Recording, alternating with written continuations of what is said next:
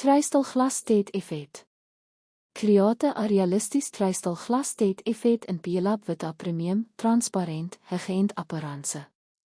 Start with a dark black or deep navy background to make the glass lettering stand out.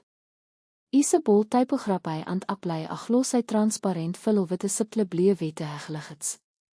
Add a bright white stroke around the letters, then use a inner shadow and soft outer glow to create a realistic glass depth.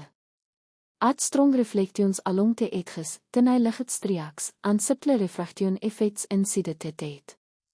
Use a blur caravelle around the hegligits to make the surface feel polished and smooth.